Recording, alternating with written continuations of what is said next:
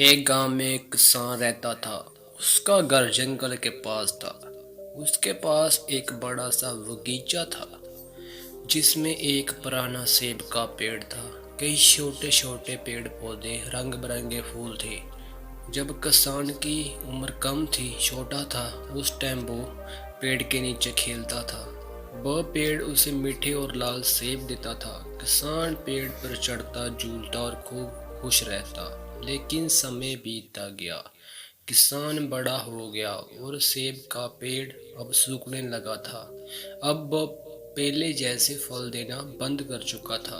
अब किसान को लगने लगा कि पेड़ बेकार हो चुका है। वह सोचने लगा, इससे अब सेब नहीं मिलते, क्यों ना इस पेड़ को काट कर लकड़ी से फर्नीचर बना लूं। वह कुल्हाड़ी लेकर आया और पेड़ को काटने लगा, पर उससे यह याद नहीं आया कि यही पेड़ उसका बचपन का साथी था। उस पुराने सेब के पेड़ में अब कई छोटे जानवर रहते थे, गिलहरी, चिड़िया और बहुत सारे कीड़े मकोड़े। जैसे ही किसान ने पेड़ को काटना शुरू किया, सब जानवर नीचे आ गए। सबने किसान से बेनती की, कृपया पेड़ को मत काटो, यही हमारा घर है। जब तुम छोटे थे, हम सब साथ में खेलते थे, अब हम कहाँ जाएंगे। गिलहरी बोली, कृपया मेरे बच्चों का घर मत उजाड़ो।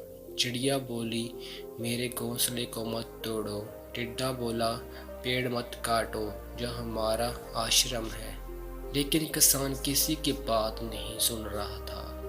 वह पेड़ की ओर तेजी से काटने लगा। जानवर बहुत दुखी हो गए।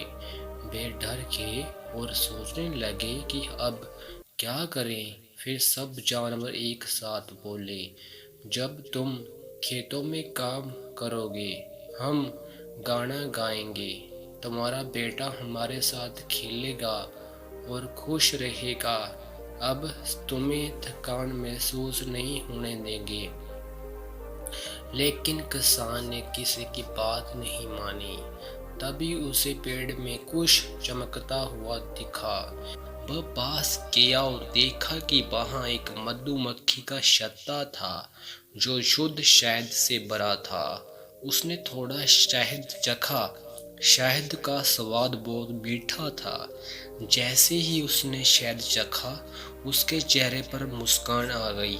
बचपन की सारी यादें वापस आ गई। उसे सब कुछ याद आ गया जो वो बचपन में किया करता था। उसे याद आया कि वह कितना खुश था जब वह इस पेड़ के साथ खेलता था। अब मधुमक्खी बोली, मैं तुम्हें हमेशा मीठा शहद दूंगी। गिलहरी बोली, तुम चाहो तो मैं तुम्हें खूब सारे मेवे दूंगी। चिड़िया बोली, हम तुम्हारे लिए रोज मीठा गाएंगे। अब किसान की आंखें खुल गई।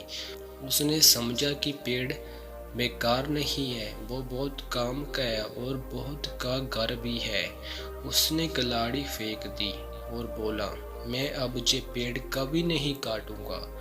मुझे अपनी गलती समझ आ गई है। तुम सब अब शांति से जहाँ रह सकते हो। सब जानवर बहुत खुश हुए।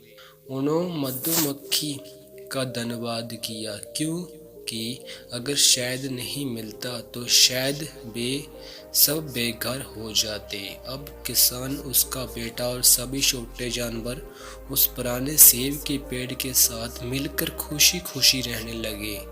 सीख, प्रकृति का हर जीव कुछ न कुछ काम का होता है। हमें किसी भी जीव का, पेड़ पौधे का नुकसान नहीं करना चाहिए। धन्यवाद दोस्तों।